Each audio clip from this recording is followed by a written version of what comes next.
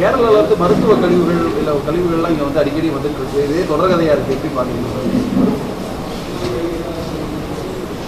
நான் தான் முதலமைச்சர் சுகாதாரத்துறை அமைச்சர் மாதிரி பிரிச்சு 15-20 ஆண்டுகளாக கொட்டிக்கிட்டு இருக்காங்க.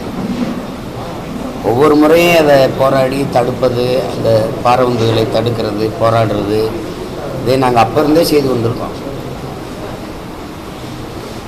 அதில் பொள்ளாச்சி அந்த எல்லை பகுதியில் தான் அதிகமாக கொட்டிகிட்டு இருந்தாங்க.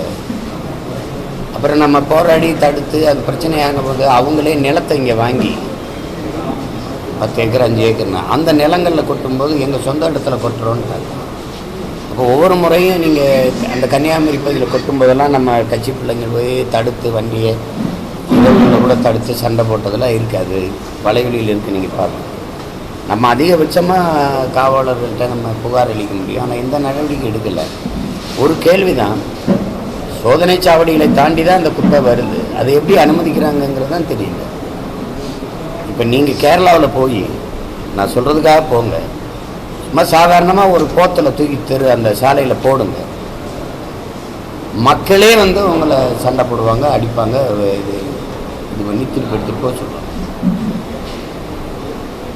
நான் பல முறை பேசியிருக்கேன், பல மேடைகளில் குறிப்பிட்டு பேசி என்னுடைய வளங்களை எல்லாம் வெட்டி எடுத்துகிட்டு போக அனுமதிச்சுட்டு அவங்களுடைய குப்பையை கொண்டாந்து கொட்டிடும். அதுவும் மக்கும் குப்பைகள் அல்ல, மருத்துவ கழிவுகள், குறிப்பாக புற்றுநோய் மருத்துவமனையின் கழிவுகள்.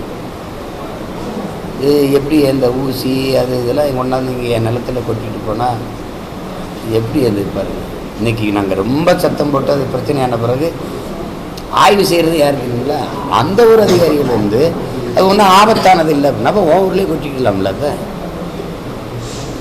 நீ கடவுளின் தேசம்னா நாங்கள் என்ன கன்றாவி தேசமா?